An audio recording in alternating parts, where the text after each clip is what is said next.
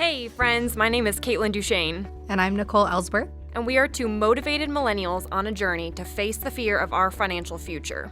It feels like millennials are too often left in the dark about finances. Yet we are a generation of entrepreneurs, influencers, world changers, and risk takers. It's time for us to take charge of our cash money, honey, and do some real talk about budgeting, student loans, retirement, investing, insurance, blah, blah, blah, so we have the confidence to live in the here and now without fear of the future. We hope that this podcast will be a safe space where we can just talk openly about our questions and find clear, relevant answers. But before we dig in, quick disclaimer. While we both work in the insurance industry, we are not financial professionals. Our goal is to simply have an open and honest conversation about financial topics and to hopefully educate ourselves and others in the process. But we are not giving legal financial advice. We highly encourage our listeners to bring the topics we discuss here to a financial advisor for professional guidance to meet your specific financial goals.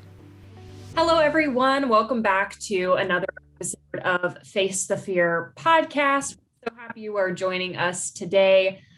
We are here with an amazing guest and friend of mine, Abby Vick. She is a powerhouse financial advisor, and I'm excited to talk to her about all financial advising, but just life stuff in general as well today too. So before I pass this off to Abby to introduce herself and just a little bit more about who she is and how she ended up in the financial industry, I will just say that Abby is the CEO of Paradigm Wealth Management out of Arizona, but serving clients all over.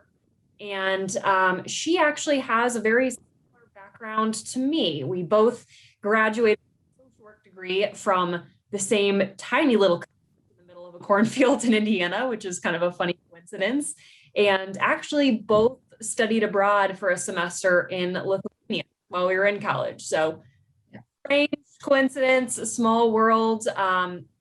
Really excited to just bring this conversation to you all today. So without further ado, I will pass it off to Abby.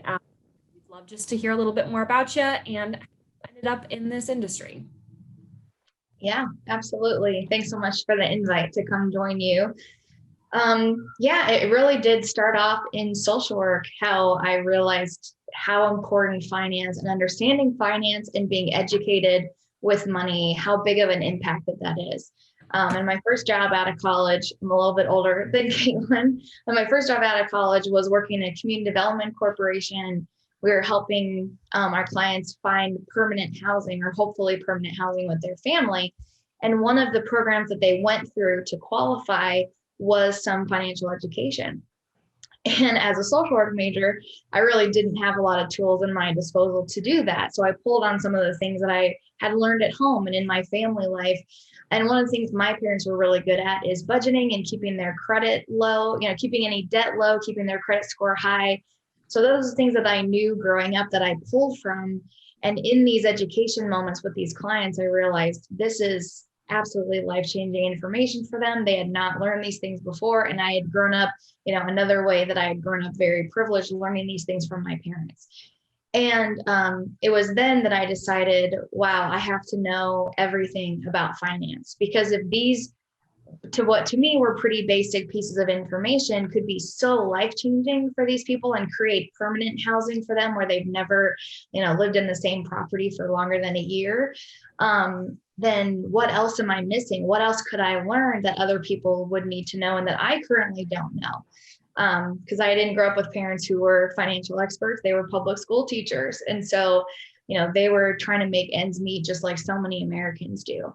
And that's when I started to pursue my MBA, and I started at Charles Schwab in the ground level broker training program and started learning everything about investing and insurance and working with lots of different clients.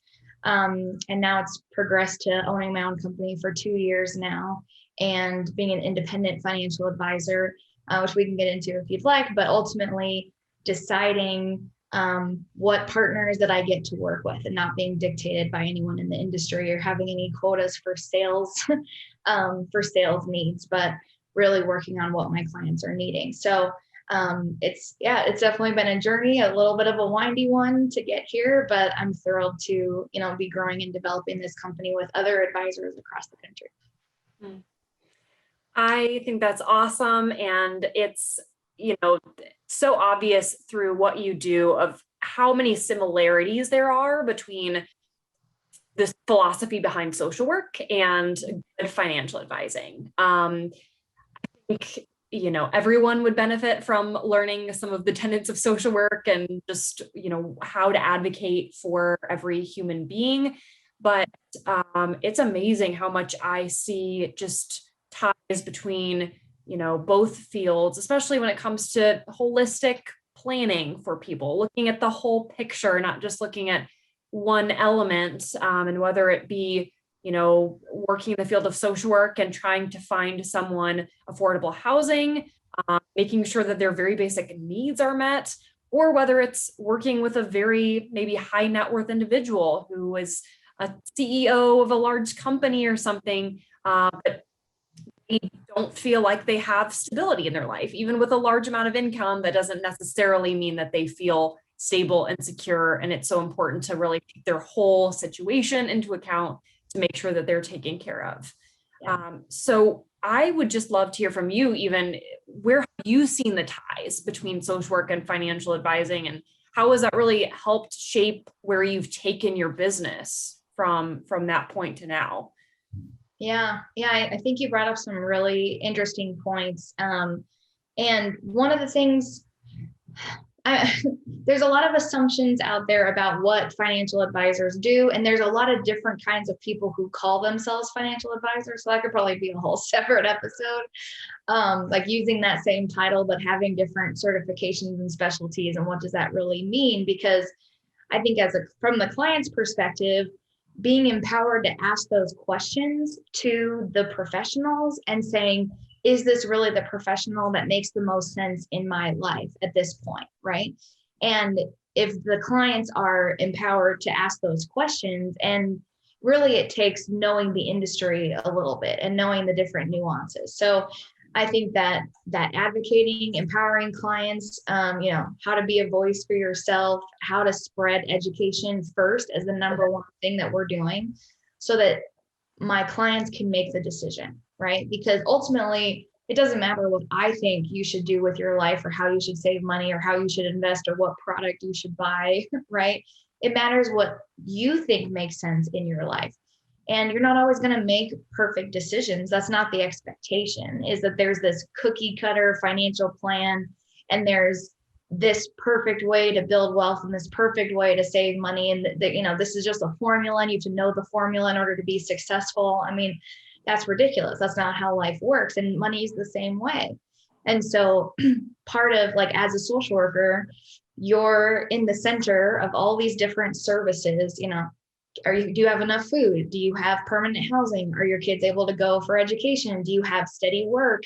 There, and you're the center social worker asking all of these questions in a very holistic way, like you say. And that's a very similar role that I take as a financial advisor. So I say this to my clients. I've said it probably 6 times in the last week. I'm the quarterback in your plan. I'm the person that sees the whole. I am a football fan, FYI, go Cardinals.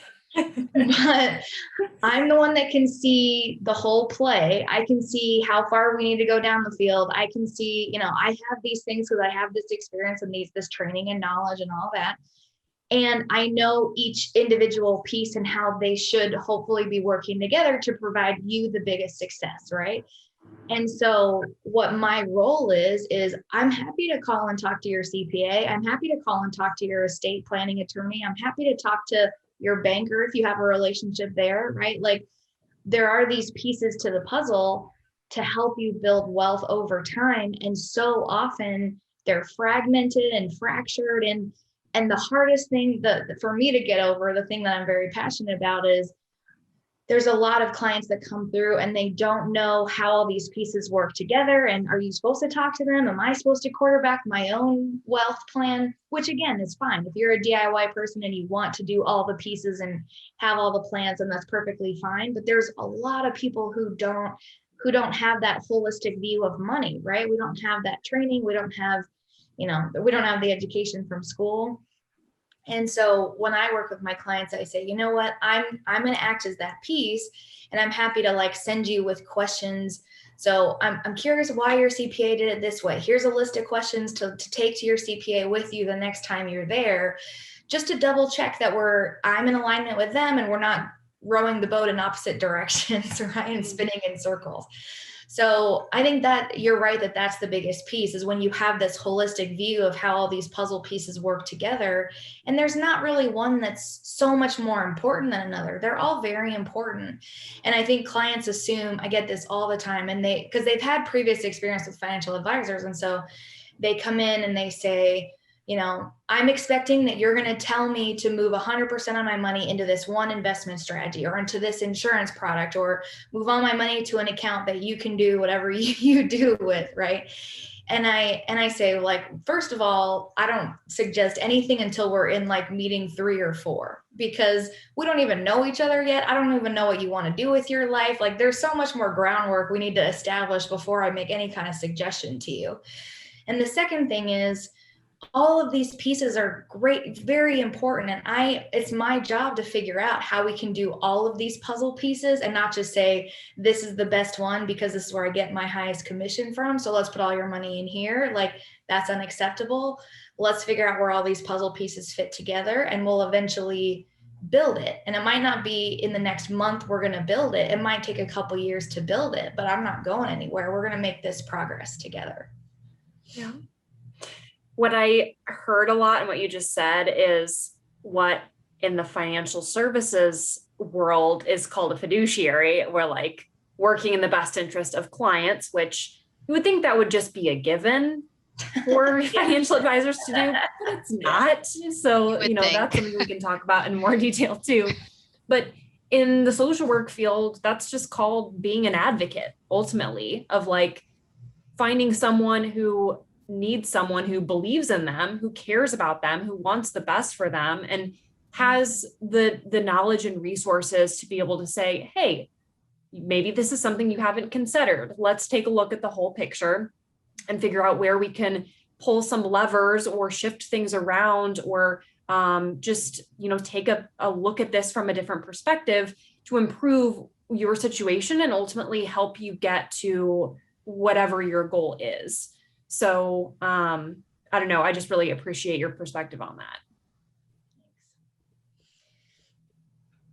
Yeah, I do. I mean, again, for the clients that are listening, if you've ever talked to a financial advisor, you're scared to, or you're not sure you need one or whatever, I think there are some basic questions about, who do you work for? What's the most common thing you talk to your clients about? What's your philosophy for financial planning? What's your philosophy for helping someone build wealth? And how is that different from your philosophy to helping someone retire? And I mean, I think these are some great questions to really vet the person you're about to trust your money with before you make any of those conclusions. And again, there are some people who decide, I'm going to be my own coach and quarterback, and I'm going to be the one to make my own decisions. And so all I need are the different puzzle pieces that are individual people, and I'm going to manage all those relationships. But those people are few and far between. I meet more people, and this is just my experience, but I meet more people who are like, I don't have a vision for this holistic perspective at all, and I need someone who does. And so when I compare myself to someone, the social work comparison is a great one. I'm going to use that in the future. But I also say, like, it's like I'm your financial therapist, like you go to your therapist and you say, like, what's this outsider's perspective on these things that I'm doing and these decisions that I'm making in my relationship with my spouse, my relationship with my kids, and my relationship with work, and my relationship with my parents. And you're getting that outside perspective because they can help you make decisions that are not as emotional, and they can help you think short-term and long-term, and, those kind of things. And I really believe in the model so much that I have my own financial advisor that I pay for her outside perspective, because I value that feedback. And I'm looking at my map, like, through this little lens, right? You're looking in your life through this little lens. And it's my job to back up and be like, where's this whole map going? Like, how can we find, like Google Maps, right? Like there's 3 ways to make your goal. How can we do the most efficient way? Or how can we do the most scenic route or whatever? And all those are really valid. So how can we step back from like our small perspective and see the full map and the full picture? And that's really where I see a lot of my role. So that's huge. And one thing you just said, which is like the zooming out perspective that I think is awesome.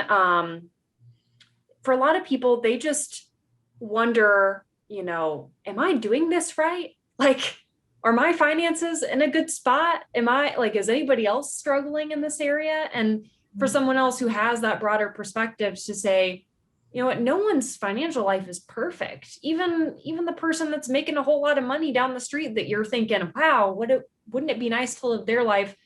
They don't necessarily have all their stuff together either to get them where they need to go. So just having that person who's able to, look at the big picture and almost validate you where you're at. And there just is no such thing as like a perfect financial life or a perfect path to success. It's going to look different for everybody. So having that feedback from someone like you is just, I don't know, I think it's invaluable. Thank you. Yeah, I agree. Okay, Abby, I want to jump in here. Question that I have right now is, do you find yourself working with one generation or demographic more than the others? Like, so that question, but then also, did you start off trying to go for one and now you're kind of with another, or like, tell me all about it. Give me all the details. Yeah. Happily. So I just saw, did I send you the statistic, Kaitlyn? I think I saw it and sent it to you, but like, if we're looking at the whole pot of money in the United States and who's holding the wealth, I mean, millennials have 5% of the net worth of the nation, 5%. And boomers at our same age had 20%. So if that gives you a perspective of like what's really happening with the generations and how is this going to have like long-term effects on wealth building, like there's, a little glimpse of that. So when we look at like who has the money, so like my career starting off at Charles Schwab was mostly talking to boomers, people thinking about retirement, because those people are very cognizant of their retirement accounts, right? Which is where most of Americans' investment money is in their retirement account. And so, because a lot of people don't invest outside of their retirement account, it's like, here's my old 401k, rolled it over into an IRA, and then now you were my client at Charles Schwab and you were asking me questions about that. So that's where a lot of that perspective was. And I got a lot of like, I must have called the wrong line because you're a female broker and I need to talk to somebody else, and that kind of gross stuff that was happening. But so I started off there, and then I was actually doing retirement plans. And so this was people like 5 or 10 years out of retirement, and hopefully they gave us that much time to do their plan.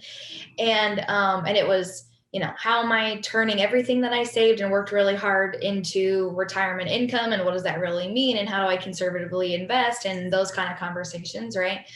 And I did a lot of that. And, the saddest part of that experience was people who would come to you and they're like, I already retired. I'm a year away from retiring. I'm 2 years away from retiring, and I have nothing in savings, and I have to live off Social Security, and I have to have maybe even Medicaid and not Medicare would be a better option for them. And so it wasn't that we wanted to turn anyone away. It was, you don't have anything I can really do, right? Like if there's nothing in savings, it's hard to make anything happen. So those were the saddest cases. And so from that experience, I realized like, wow, people have to make this decision about retirement decades earlier. Like my grandma is 100 years old, literally, she's going to turn 101 next month. And she's been in retirement actively for 40 years. For 40 years, right? Like, and for her generation, that experience is a unique experience. There's a very small percentage that make it that long. our generation, that's going to be normal. That is going to be so normal. The person that lives to 120 is already alive today, right? And it could be like my kids' generation. My kids are 4 and 5. It could be them that lives to 120, right? It's very possible. So when we think about retirement, like my grandma has lived off of a California state pension from being a public school teacher, and she has lived off Social Security from being a widow. And that has paid her bills. And she sold her one house, and it was really great and made a lot of money in 2006. and that she's like good for the rest of her life, right? With those kinds of interactions. The reality is like pensions are going away. Social Security is an iffy situation, especially for our generation. So when we have to think completely the opposite of the way that my grandma thinks, my grandma's like, the state and the federal government are going to take care of me. We can't afford to think that way. And so realizing that was like, oh my gosh, like there has to be something that's different that's happening in your 30s and 40s that's currently not happening, or like they don't think it needs to happen. So that's where I started my firm, was to work with younger people, and how can I like bring in revenue a different way? Because all the revenue in the financial industry is attached to how can I move over a bunch of assets, and our generation doesn't have a bunch of assets. And that's fine, but how can I be paid to give advice if that's not the path? So that's one of the reasons being independent was such a big draw for me, so that I could sit in front of people and give advice and get, paid for the good advice that I'm giving in a different way and be more creative around those methods. And the exciting thing is like my firm is growing. I'm sorry for this long answer. My firm is growing. So I have a lot of millennial Gen X clients who are business owners. That's in particular very interesting to me as a business owner myself. And then we do have a retirement division, and we're particularly working with women who are widowed, divorced, single, and they don't feel comfortable in more traditional firms. And so, we talk to them, and as statistics would prove, they don't have as much assets, right? Like if a couple comes in, you would expect them to have close to $1 million if they had middle class kind of jobs.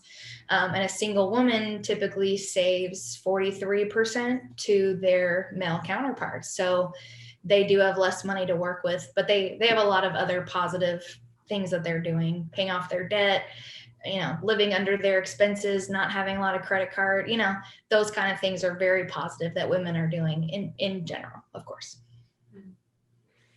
That's, I think, a big point, which I know we've talked about, Nicole and I have talked about in previous podcasts as it's come up, but just the fact that a lot of millennials feel like they don't have money yet to really feel like it justifies having a financial advisor, or, how could I ever pay for it? Or why would they want to work with me? Like I have so much student debt that I'm still paying off. And what we need to just say is like, that is exactly why it's important to start having those conversations now and start working with someone early, because time is on your side. So the more time you have, the better. And there are ways that you can have access to Abby or someone like Abby who is able to help in these areas without necessarily having, this huge 401k built up yet.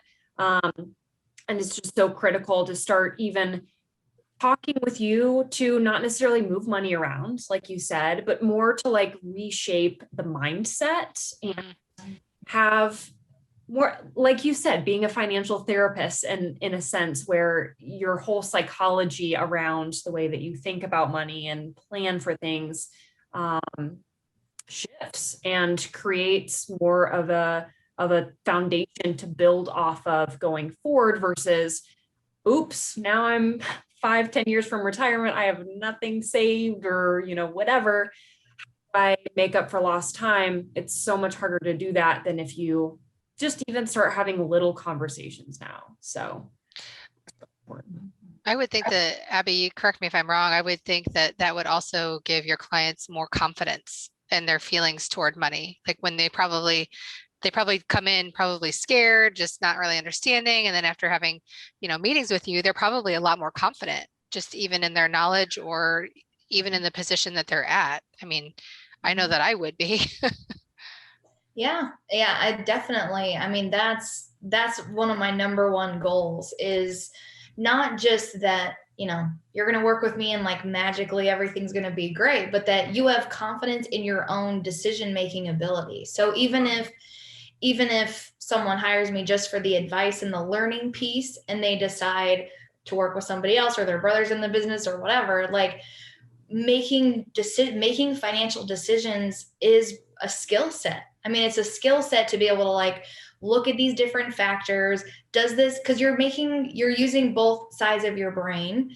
You're using your heart and your head. You're using your intuition, whatever you want to say, to make these decisions. Because just because it works out in an Excel spreadsheet doesn't mean it's a great decision to make. And the Excel looks beautiful and look at all these returns and woo, like, who cares if you're scared to death about that investment, and if that's going to keep you up at night, and if that person didn't talk to you about any other aspect of your life, or they don't even know that you want to start a business in the next year. Like, who cares what the fancy chart and Excel spreadsheet says when there's real life that happens and you want to have a baby and you're having trouble? Like, I mean, so I think part of working with me is like, let's think through how we actually make these decisions, because I might not be the person specifically in your life forever.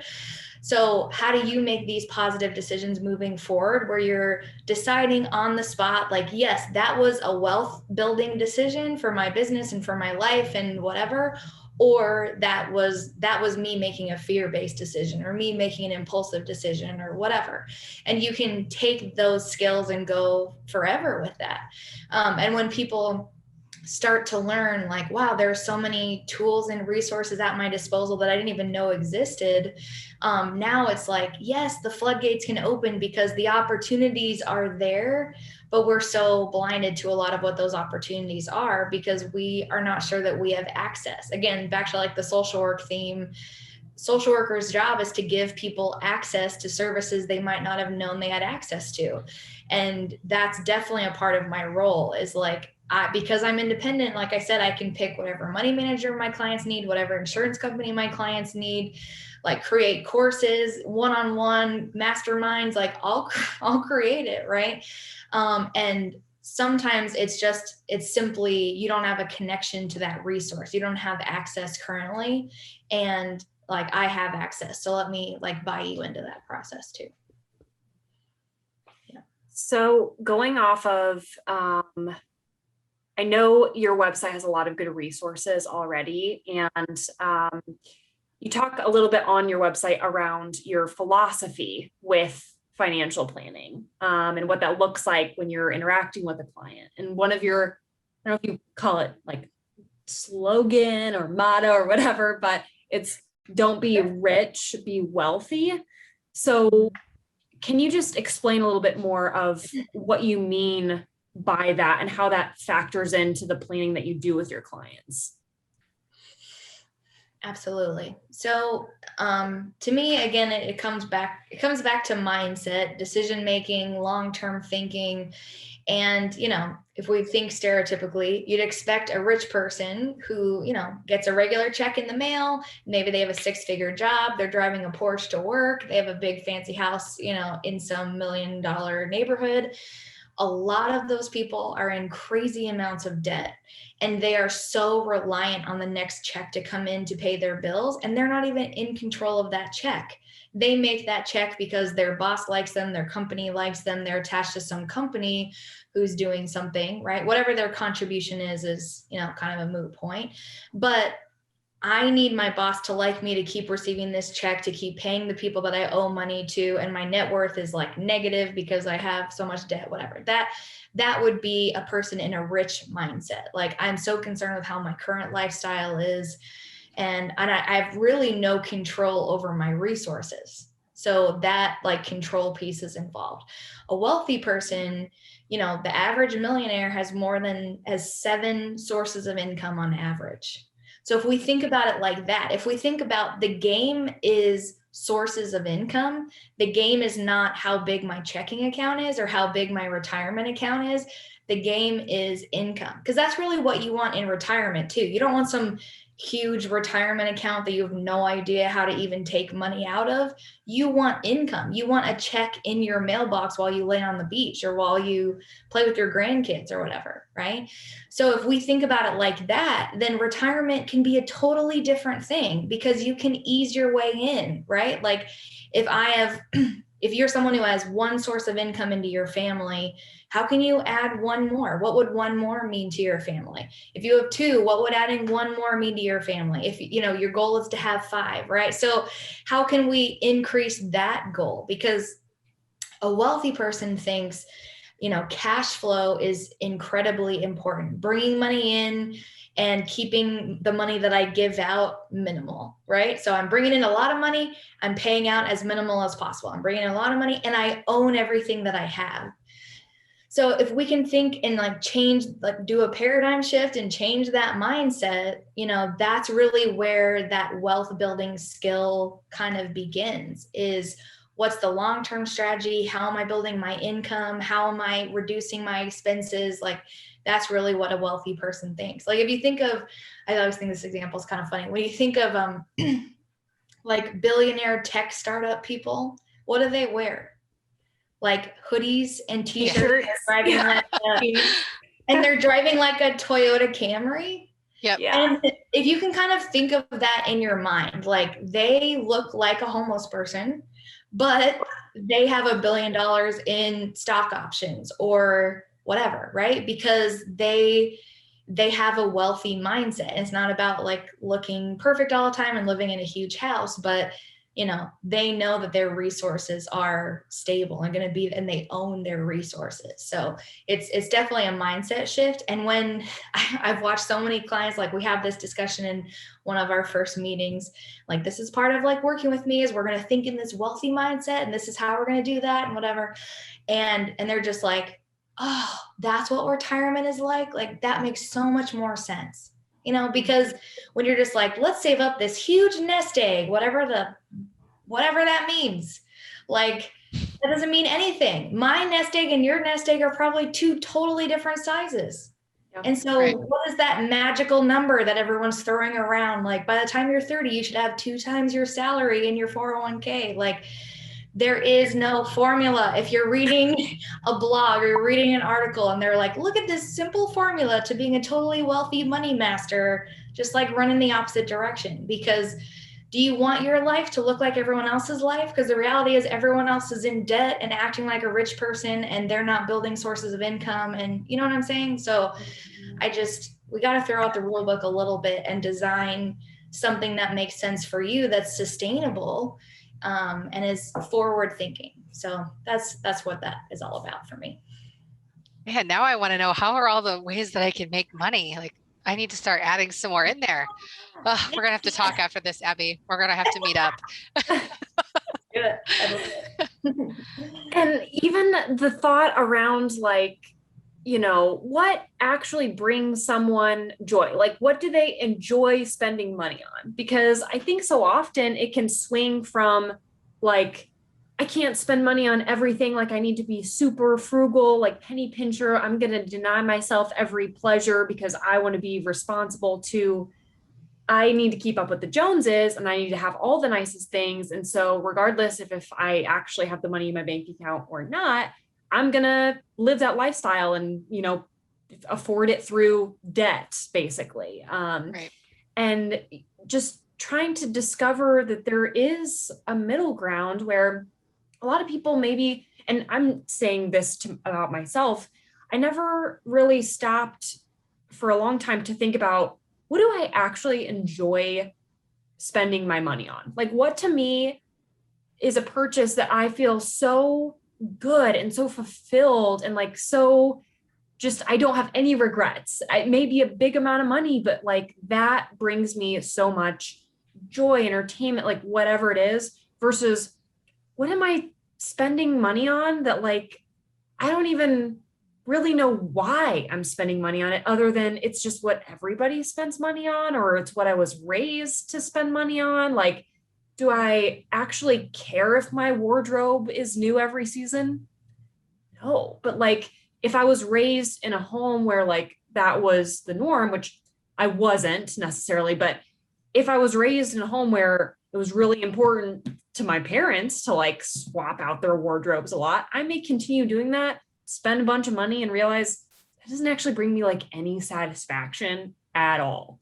So if anything, that's been a journey that I've been on, is really just stopping, thinking, what do I feel good spending my money on? Let me allow myself to make that purchase, that investment, and enjoy it without feeling guilty. And then what are things that I'm like, I don't care if someone thinks XYZ about my clunker car going down the street. I don't care about cars. I'm going to drive a clunker. Like, I'd rather put my money towards travel or whatever is important to me personally. Yeah. So that was kind of a tangent, but just something that I think it goes back to, you know, the mindset around money and why that's so important to be unique to every person. Mm-hmm. It's unique. It's a journey. Like, it's not, I'm going to hire someone and make perfect financial decisions from now on. Like, that's a pipe dream that doesn't happen.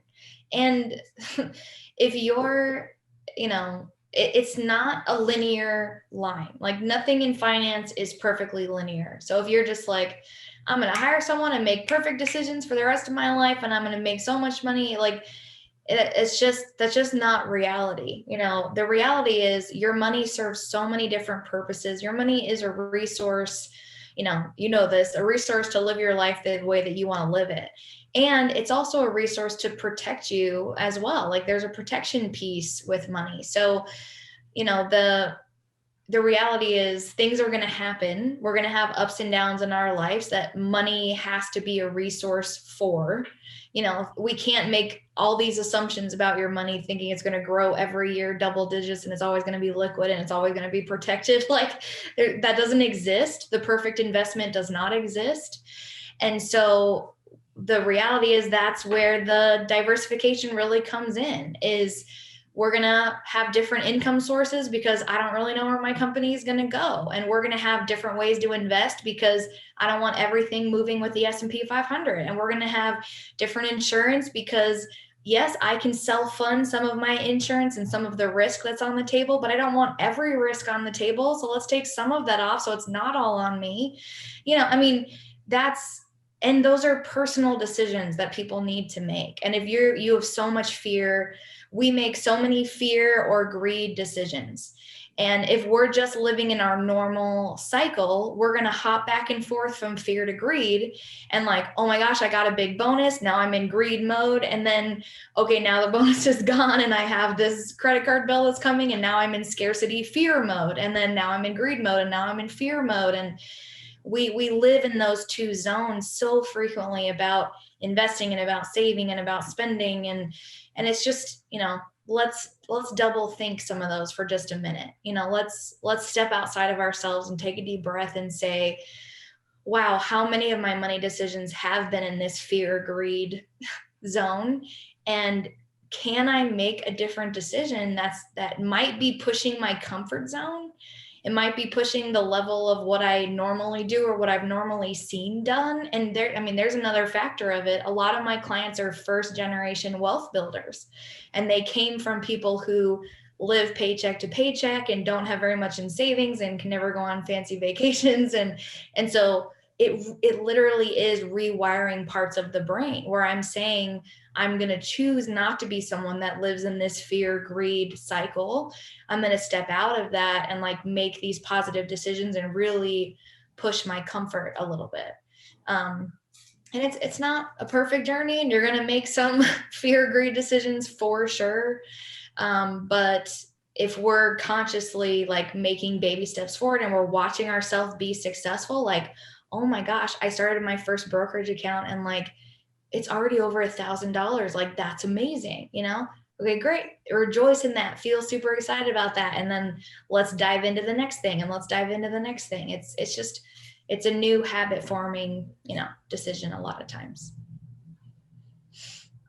Is there a common thread of like money limitations that you often see with clients that you work with? Like, what are some of those obstacles that you feel like you need to help people work through from the mental standpoint before you can even begin to talk about actually like looking at different investments or tangibly like moving money to different options, for example? Yeah, that's a good question. I'm going to stereotype just a little bit. So women typically are less comfortable with investing and more comfortable with having a large amount in savings. And so if we can just take that as an example, because I do have a lot of female business owner clients in particular. And so the next step of investing, women have this tendency to say, I need to understand, I need to be able to wrap my brain around this before I step into it. I want to be 100% sure. I want to feel like I understand the good and the bad before I take one step forward. And finance is constantly changing. There's constantly new piece of information. There's constantly new ways to invest. And so if you're always waiting to understand the full picture before you take that next step, you're going to be waiting way too long. You're going to be waiting way too long. And that's really scary, because the comfort zone, again, for women is like, I have that huge balance in my savings account, and that's what makes me feel really good. And taking it out of savings, which is where my comfort zone is, and putting it into the market or into a real estate, a property, an investment property, or into a business, like those things are really fearful, because I can't wrap my brain around exactly what's going to happen. I know what's going to happen in my savings account, nothing. So, and that can take some discussion. And I think part of it is, we're in agreement that you're not okay with your current lifestyle. Is that right? Like, you want more for yourself. You want more for your family. You want to be able to retire and decide not to work again and pull that plug and never have to plug it back. So if we're in agreement on that, then things about your decision-making have to change. Things about your money have to adjust, because if you are currently making decisions, you're always going to get the same results that you've always gotten, right? If you're still in the same decision-making process. So part of that is stepping out of the comfort zone. And here's why, Mrs. Client, you can afford to do that. And this is why, this is why, this is why, this is why. And here's where the holistic planning really comes in, is if I just say, hey, look at you have $100,000 in your savings account. I'm going to take it all and shove it in this investment, and you're going to get these returns. That conversation doesn't work for most women, because women do think in a holistic way very often. And they're, what about my kids? What if I lose my job? What if my husband this? What if my mom this? We're always thinking of these different scenarios. And so if I can say, here's why you'd be a good candidate to invest in this way. Here's how we have a backup plan. Here's our backup plan to our backup plan. And here's what you're going to do if things go sideways. And here's what you're going to do if things go really well. And like, if I can lay it all out to someone who's never invested before and give them all those scenarios, it's so much, they're just like, okay, I feel comfortable. Like, I don't understand a stock very well. I don't understand why it moves that way. When you say volume and volatility, my eyes go blank and I'm so bored I'm going to fall asleep. But I can see how you have a real plan, and I know what to do when things go wrong. And I have to say, like, March 2020, when the stock market had a really bad day and we had a little bit of a tank and everyone was fearing we're going into a recession, I got 0 phone calls from my clients. Wow. I got 0. That's awesome. 0, not 1, 0. And there was a financial advisor guy down the street who sold all of his clients' assets and went straight to cash because he was so scared and freaked out and pulled the plug. And we didn't touch anything. We didn't move the money. And our clients made back everything very quickly, and everyone did really well. And I even sent a message to my clients like, the market corrected. I'm sure you saw it. Do you have any questions? Are you worried? Is anything happening? And they're like, no, we know the plan. It's good. We're ready. And I think that was a testament. We were only a year in business at that point, and I was just like biting my fingernails sitting at home by myself, because I was used to Charles Schwab culture where all the clients are calling in, cussing you out because the market's adjusting and they're scared and they're fearful and they're freaking out. And so I'm like, do my clients not have my phone number? What is happening? Why is no one calling me? And they're all sitting at home like, nope, we're good. Everything's fine. And it's, if you have a plan, like, those things are going to happen. Worst case scenarios happen to people all the time. So let's make sure that you have a backup plan so that everything's going to be okay. Wow. Yeah, I think because Yeah, that's awesome. Just, I mean, you gave them the education though, and you gave them the time and the psychology behind it and the emotional stuff I feel like was taken out. So that's probably why you didn't get all of the phone calls. You took the time to spend with them and talk with them and help them understand. So I imagine that's why you didn't get the phone calls. That's awesome.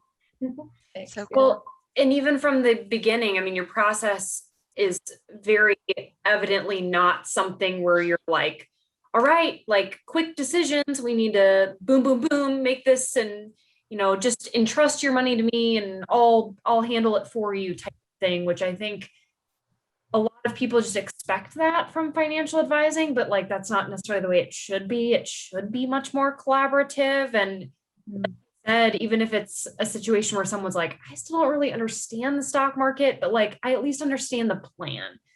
And making sure that, even from the get-go, the process is one where, time is taken to really ensure that someone understands and is, also collaborating with you in the game plan, then that creates a culture where rash decision making is not a part of it, whether the market's, just flying and like, doing great things, or whether there's a correction and things aren't looking too hot for a while. You just took out any sort of culture of like quick split decisions to where someone can say like, no, like I really thought through my process of what we needed to do to establish this plan. I'm not gonna, instantly change my whole strategy and like decide to go left from right type of thing. And I think that just says a lot to the way that you think about planning and how a lot of people, hope to be planning around their finances, but have a hard time finding sometimes. Mm-hmm. Yeah. I mean, it takes longer for sure. Right. Like I hear clients say all the time, like the last advisor I worked with, like and sometimes they're mad at me because I'm taking too long. Like I met with this client, the last financial advisor I worked with, like he had a suggestion for me in meeting 1. And I'm like, that's good for him, but I don't even know you yet. Like, you're not sure you want to work with me. I'm not sure I want to work with you. Like, let's get to know each other and talk. And I didn't make any suggestions to her until like meeting 3 or 4, because she had some really bad experiences with previous advisors and she had lost a ton of money in some weird scheme she was in before. And I mean, there was a lot of baggage there. And so we slowly built our relationship, and I took my time, and this is my philosophy, and this is why I do things this way. And this is how I talk about investing. And this is why we're doing the stock market thing. This is why we're doing insurance. Like, let's go through let's set the whole framework, the whole groundwork for you. And then in that 4th meeting, I was finally like, okay, I feel like I'm ready to make a suggestion to you, and I want all your feedback. So if you hate anything I say, I need to know, like, don't hold anything back, right? She's a very honest client. So I'm walking her through and I said, okay, so this is what I'm thinking for this piece. And we're going to put a little bit in here. We're going to do a little bit over here. We're going to do a little bit like this. And this is how it all works together. And I said, okay, so I'm ready. Like, here's feedback. Let's go. I like have my notepad ready to hear her stuff. And she's like, I think I like it. And I was like, what? Like, there's no way, because she was so negative Nancy the whole way. She was so like, I'm not sure I trust you, and you're going to make me do something I'm not comfortable with. And because she was projecting from her past experience. And I'm not saying there's every advisor that works like me. It's obviously not true. Right. But I just want at least the people to hear this to be empowered, that if you are sitting in front of someone and they are telling you 100% put your money in this one thing and let's go all the way in, and I'm going to get you double-digit returns guaranteed and all these things, like, you are allowed to say, I don't think this is a good fit, and leave. You are allowed to do that. Like, you are interviewing them. They are going to make money because you decided to hire them. So just say, I don't think it's a good fit, and go find someone else and see if you can have a different kind of relationship, because we do have a lot of different philosophies. And if you don't agree with your financial advisor's planning or financial philosophy, that's not a good fit. They're going to continually make suggestions to you that don't make sense to you and to your life and to how you want to build wealth. So just keep going to meetings and asking, like, What's your philosophy on insurance? What's your philosophy on investing in the market? What's your philosophy on retiring? How do you help your clients build wealth, right? And how long of a relationship is this going to be? How often am I going to see you moving forward? Like, these are all really good questions to figure out if that person's the right person for you. So, and how do you make money? And how much are you going to make if I sell that thing? If I buy that thing from you? Just ask them. And if they're like, well, that's none of your business, then do you want to work with that person? Do you want, I mean, I don't know. It's up to you, right? If you really like them and you're like, man, I've been sitting here for an hour and a half and like, okay, whatever, but you have the choice. And there's literally in Phoenix, Arizona, where I live, there are thousands of advisors, thousands. So like you can find a bunch of us and just have those interviews and decide what's best. And, you know, you don't have to feel bad about it. Like you're wasting anyone's time, just do it. I don't know any financial advisor off the top of my head who is going to charge you for that first meeting. So just have it. Just have it. This even reminds me of like in the medical profession. I mean, as you were saying, if you don't feel comfortable with it, get a second opinion. That same thing happens with medical professional, and it's in some ways, I feel like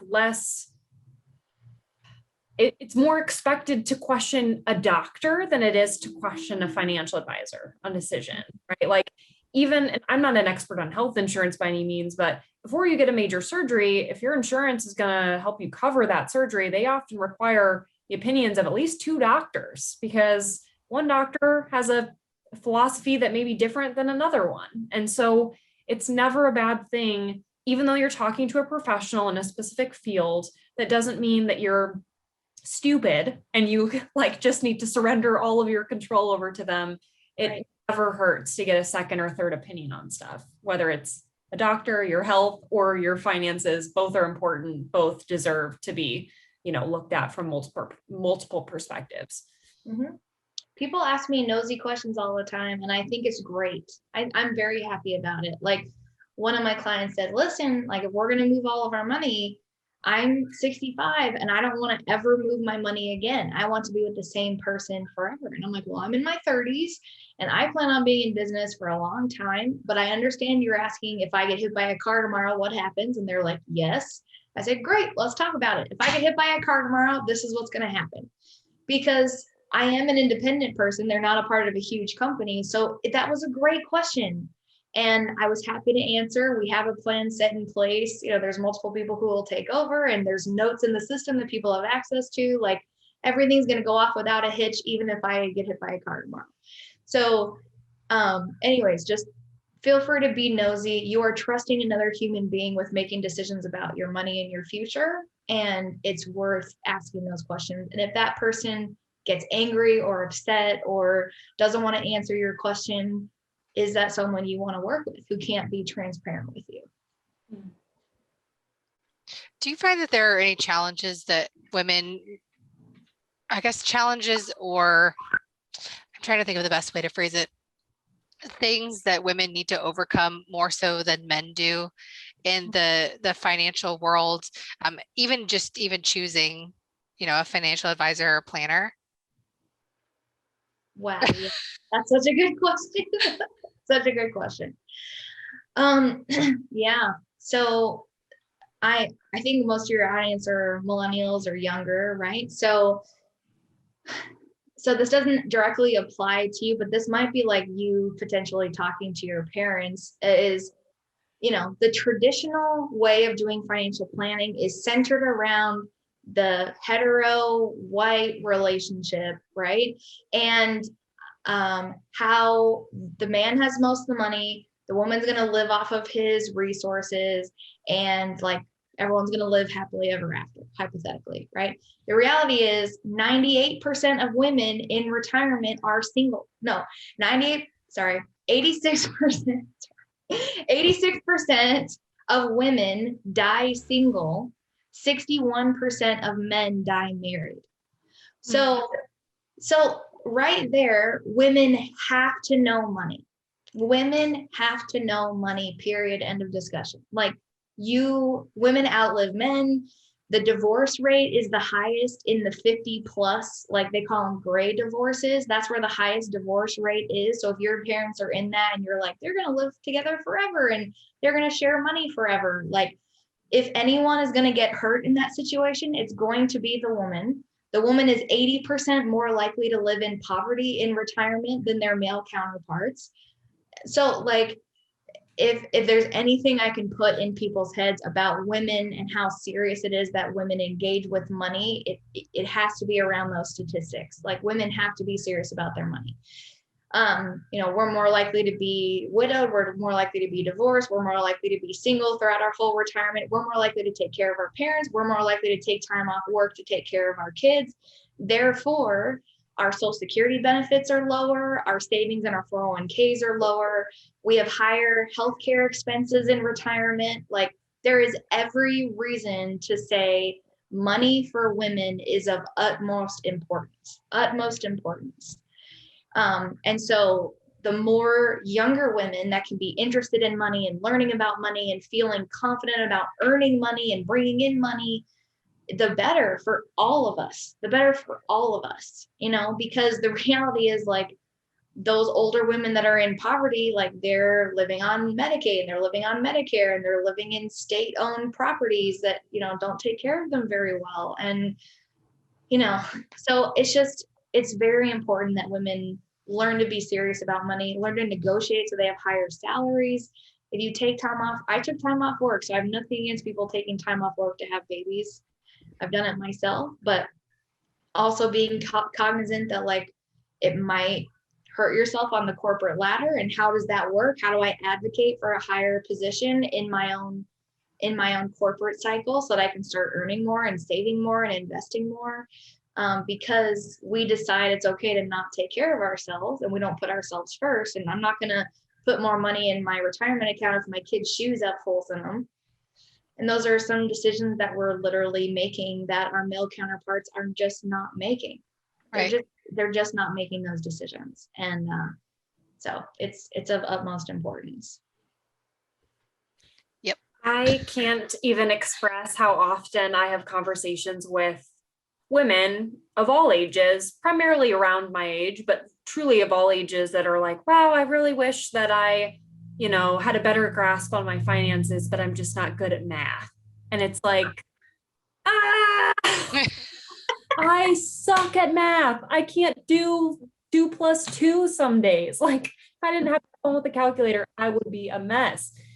But that does not mean that I don't have the human right to know what's going on in my financial life. And so it's so little about math. It is just so little that's a misconception that somehow is ingrained in our brains from a young age. And this is why programs like STEM exist, to try to get more women to understand that like, just because you're a woman doesn't mean you're inherently bad at math or science, or you can't think analytically, or that in order to be competent financially, you need to also love math and science. Like all of these things that just somehow get ingrained in us from a young age, men and women, but specifically more on the women's side, generally speaking. So it's all about, again, like reframing the psychology around how you think about money, how you think about yourself, and how you think about yourself interacting with money. Like so many dynamics there. The math excuse is so frustrating because first of all, that's not true 99% of the time. Like there's so many men who are just as bad at math. But I bet you when you go to the grocery store and you're buying food for your family, you're doing math. And you're doing math to figure out how much that coupon is taking off of your groceries. And you're doing math to figure out if you have enough money in the bank to pay your gas bill and your electric and your cell phone bill if you're going to have to make a choice between one of them this month. Like you're doing math in all of those situations. It is not more of a requirement. You don't have to do trigonometry to be good at finance by any means, So I think that's ridiculous, because in younger generations in particular, we are the ones doing the day-to-day buying and budgeting in our households. We are in charge of that, right? So And for some reason, that's manageable. We decide that that's something that's in our wheelhouse. But the next step is not in our wheelhouse. The next step is not what we can do. But that's a decision. That's a decision you're making. You're deciding that, like, this is in my wheelhouse and this is out of my wheelhouse, and therefore somehow defaults to your husband, who probably has no idea what the hell he's doing either, or your dad or your brother or your cousin or your uncle or whatever, right? And somehow the guy knows more about investing. No, he doesn't. No, he doesn't. The reality is, men are much more likely to engage in activities they don't know anything about than women are. That's the reality. You both know probably nothing, which is a fine place to be, by the way. But he's deciding that he's capable enough to learn as he goes along, and you're deciding you're not capable to learn as you go along. And so it's defaulting into his department. The reality is, I've had so many phone calls with men, in particular, this experience is from Charles Schwab, and they're actively trading in their account. And I'm like, this is an interesting philosophy theory that you're doing in your trading account. Why are you doing it that way? And he's like, someone on TV said this was an interesting stock, so I bought it. No, boo-boo. Yeah. So does he know more than you? Is he doing math? No, he's not doing freaking math. Why do half people buy crypto? Because crypto's on the news, crypto's on TikTok, crypto's on reels on Instagram. But that's why people are buying crypto. It's not because he can do math better than you. There's no math there. Crypto's a fake thing anyways.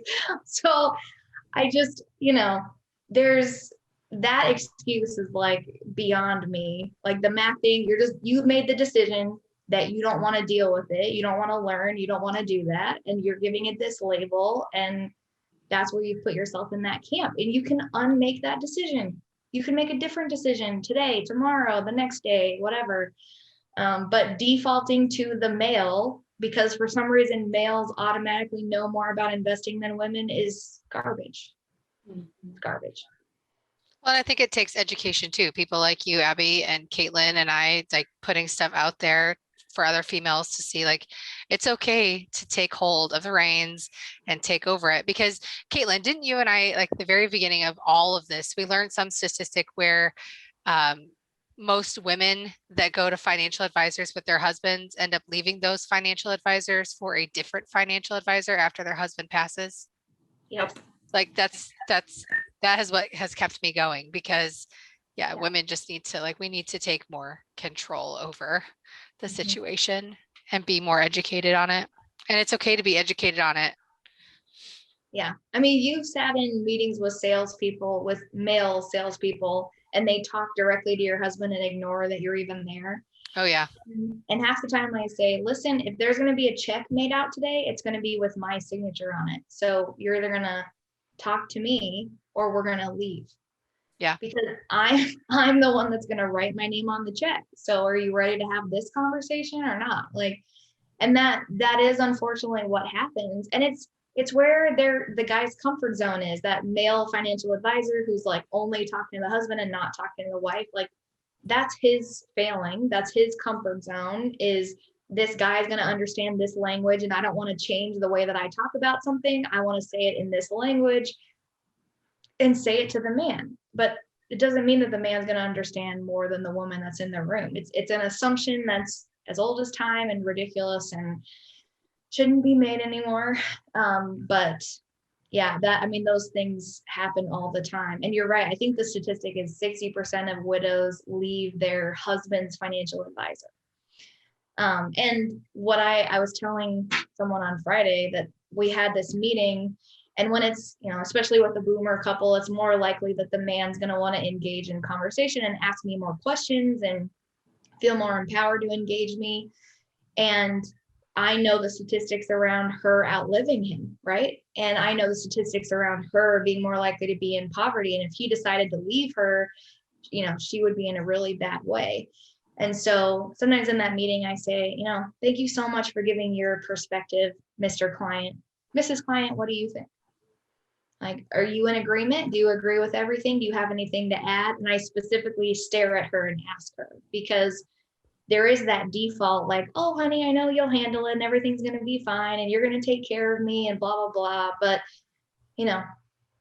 when push comes to shove, like my grandma has outlived her husband for 20, 30 years.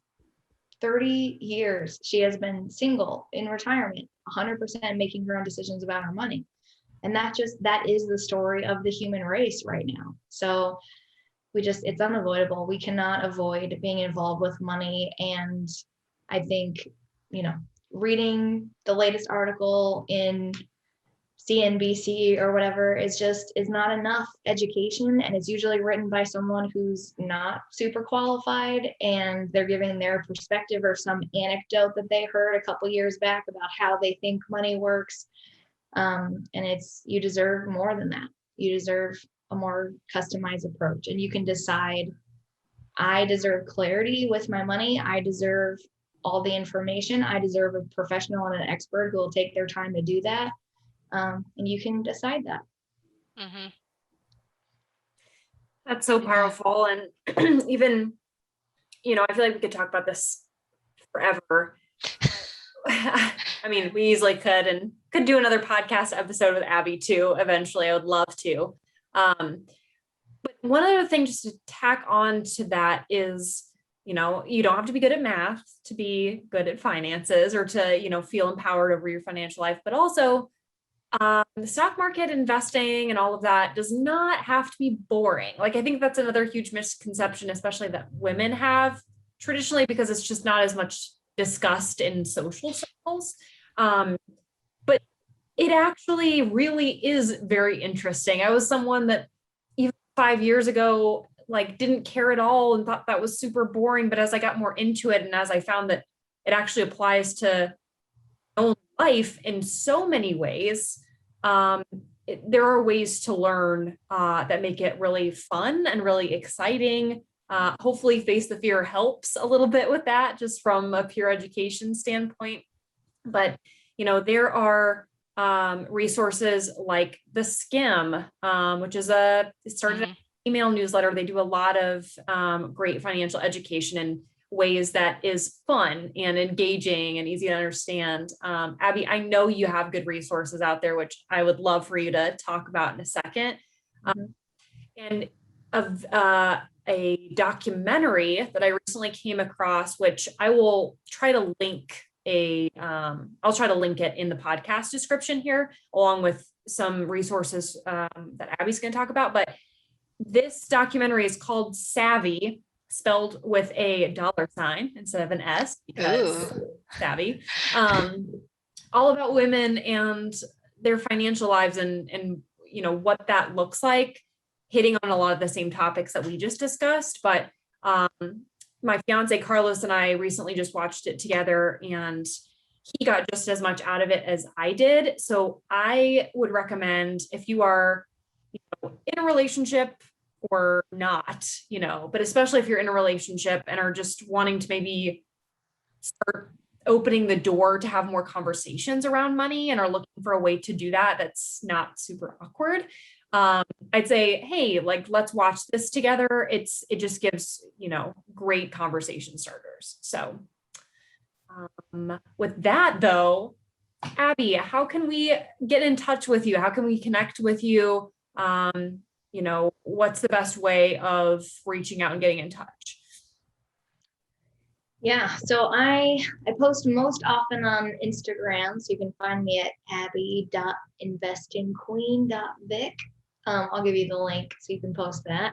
I do have a free course. It's not specifically on investing, it's the basics. So if you're someone that says, she's going to talk to me all about investing in the stock market, so I need to know the stuff before that, this course is for you. I'm not ready to talk to a financial advisor if you say things like that. This course is for you.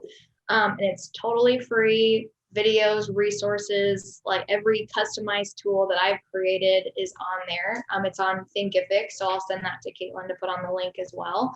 And there's some great coaches that are on Instagram that I have, like Investing 101 kind of courses. I think they're a good starting point.